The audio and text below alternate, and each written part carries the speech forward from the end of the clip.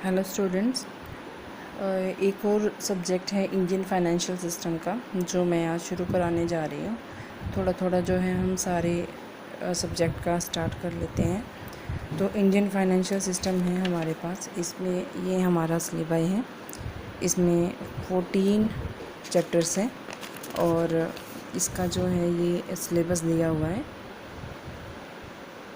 तो इसमें जो है हमने कंपोनेंट ऑफ फाइनेंशियल सिस्टम और द डेब्ट मार्केट, और इसमें हमारे पास जो है फाइनेंशियल इंस्टीट्यूशंस और डेवलपमेंट बैंक्स ये हैं। और जो इसका हमारे पास ये सिलेबस दिया हुआ है, इसमें सबसे पहला है आपका Indian financial system and overview. तो इसको हम स्टार्ट कर लेते हैं।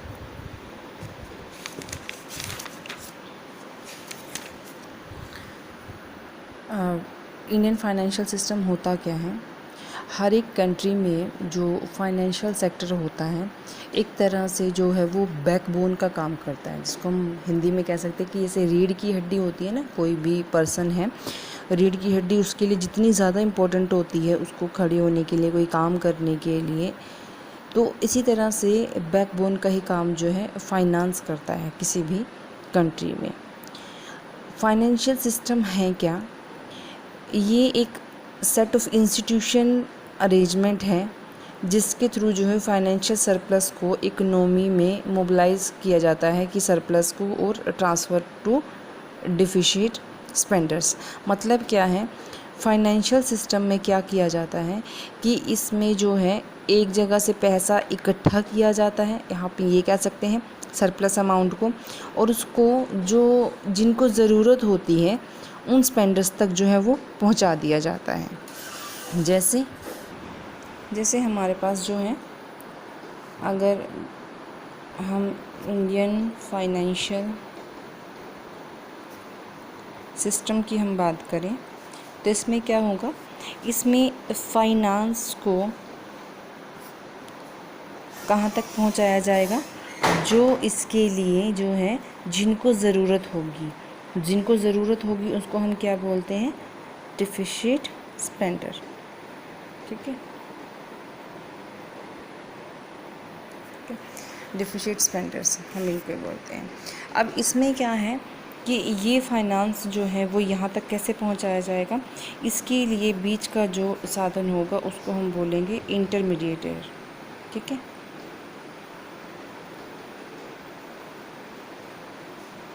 ठीक है। जो इंटरमीडिएटर्स होते हैं या इंटरमीडिएटर्स होती हैं, उनका क्या काम है कि वो अरेंजमेंट करती हैं यहाँ से फाइनेंस का। ठीक है, और यहाँ से जो है जो जिनको ज़रूरत होती है, जो स्पेंडर्स हैं, जो उनको स्पेंड करेंगे, आगे पैसे को खर्च करेंगे, तो उनके लिए जो है पैसा वो प्रोवाइड करा देती हैं। अब ये इंटरमीडिएटरीज होती कौन है? इसमें बहुत सारी चीज़ें आ जाती हैं। लाइक बैंक, ये सबसे बड़ा इंटरमीडिएटरी है। ये क्या करता है? पब्लिक से जो है वो पैसा इकट्ठा करता है। ठीक है, पब्लिक डिपॉजिट को जो है वो लेता है और वहाँ से कलेक्ट करता है अमाउंट, और जिसको लोन देना होता है तो उसको लोन जो है वो प्रोवाइड कराता है। तो ये सेम हो गया कि ये जो फाइनेंस है इसने पब्लिक से इकट्ठा किया और जो लोन देना है उसको उसने प्रोवाइड करा दिया। तो बैंक भी एज ए इंटरमीडिएटरी जो है वर्क करता है। इसी तरह से अदर इंस्टीट्यूशंस हैं। अदर कौन से? फाइनेंशियल इंस्टीट्यूशन, जैसे कि GIC, LIC, ठीक है, म्यूचुअल फंड,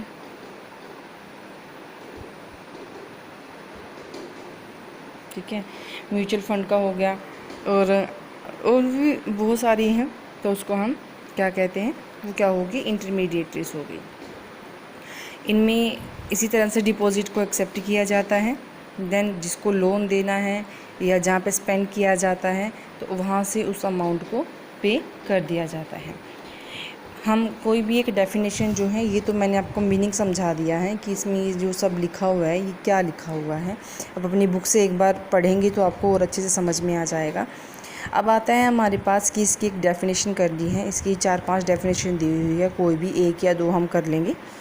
तो पहला है, जैसे एक मैं पढ़ा देती हूँ, एक आध आप देख लेना इसमें। ये वैन होर्ने के अकॉर्डिंग है।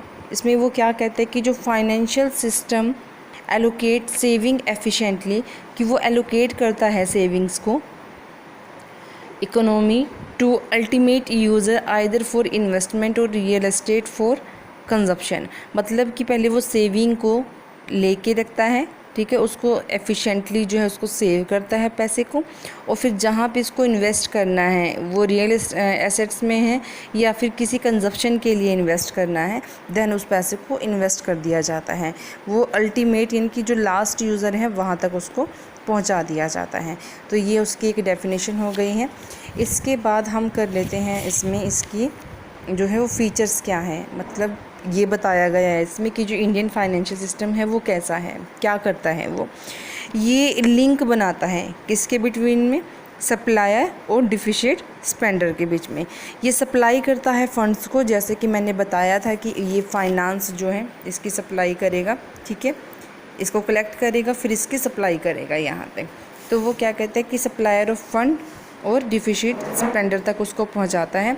डिफिशिएट स्पेंडर कौन है, जैसे कि who needs fund for meeting there financial requirement, जिसको अपनी फाइनेंशियल रिक्वायरमेंट को पूरा करने के लिए पैसे की ज़रूरत होगी।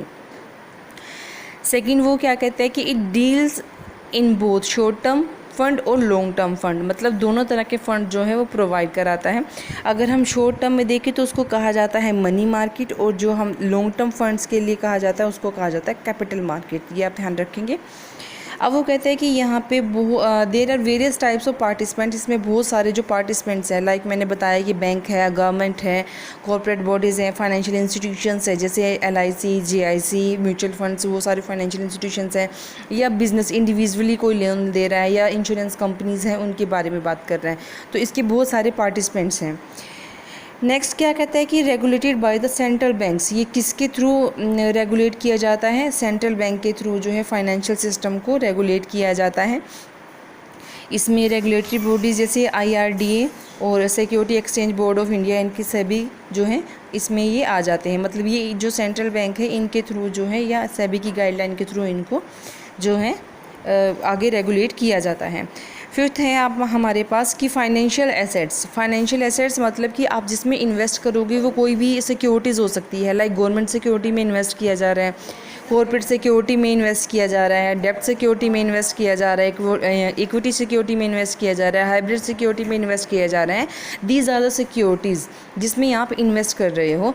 तो और वो जब इन्वेस्ट करेगा ये क्या प्रोवाइड करता है, ये इन्वेस्टमेंट के अल्टरनेट्स जो हैं वो प्रोवाइड करता है according to liquidity position. Liquidity position का मतलब कि जितना आप जल्दी जो है उसको कैश में कन्वर्ट करना चाहते हो वो हमारी लिक्विडिटी पोजीशन है। तो उसके अकॉर्डिंग जो है ये आपको ये सारी सिक्योरिटीज़ का जो है प्रोवाइड कराएगा। आपको जहाँ पे सही लगे आप वहाँ पे जो है उसको इससे अपना इन्वेस्ट कर सकते हो। लेकिन अगर कोई गवर्नमेंट कोई ज़्यादा रिस्क नहीं लेना चाहता, वो चाहता है कि उसका जितना पैसा एक बार लगाए तो वो सेफ़ रखना चाहता है, तो वो गवर्नमेंट सिक्योरिटीज़ में पैसा लगाएगा, क्योंकि वहाँ पे पैसे लगाने एटलीस्ट जो है गवर्नमेंट उसको ये एक तरह से सिक्योरिटी प्रोवाइड करती है कि आपका पैसा डूबेगा नहीं और आपको इतना जो है वो मिल जाएगा पैसा, ठीक है। इसी तरह से अगर कोई ज़्यादा से मतलब पैसा जो है मतलब कितना भी लग जाए लेकिन उसको सिर्फ प्रॉफिट से मतलब है तो इक्विटी में लगाएगा। इक्विटी एज ए ओनर ही होते हैं किसी भी कंपनी के, तो वो उसमें लगाएगा ताकि लॉस हो तो भी वो इसको मतलब अपना सहन कर सके, अगर प्रॉफिट हो तो वो तो है ही उसका। 6 पॉइंट है, ये प्रमोट करता है कैपिटल फॉर्मेशन को। अगर हम इस तरह से आगे जो है सप्लाई चेन वो चलती रहती है, एक जगह से पैसा इकट्ठा किया जिसको ज़रूरत हो वहाँ तक पहुँचाया, तो इससे कैपिटल फॉर्मेशन होते हैं, इकोनॉमिक की डेवलपमेंट होती है। 7th पॉइंट है इसमें जो फाइनेंशियल सिस्टम है ये इसकी इंटरमीडिएटरीज जो है वो हेल्प करती हैं। इंटरमीडिएटरीज मतलब बैंकिंग या नॉन बैंकिंग इंस्टीट्यूशन उसमें दोनों आ जाते हैं। इंटरमीडिएटरीज का तो क्या मतलब है कि वो पैसा जो फंड फ्लो है ना उसको वो कंटिन्यू करती है, कहाँ तक, वो फंड फ्लो को कहाँ पहुँचाएगी, जो आपके सेवर्स टू इन्वेस्टर, मतलब सेवर जो सेव कर रहे हैं, इन्वेस्टर जहाँ पे आपने पैसा जो है लगाना है, सेवर टू इन्वेस्टर वो पैसा उसको पहुँचाने का काम करती है इंटरमीडिएटरीज। तो यहाँ पे जो है इसके फीचर कर लीजिएगा, उसका मीनिंग और 1 डेफिनेशन। इस वीडियो में हम यहीं तक, नेक्स्ट वीडियो में करेंगे। Thank you.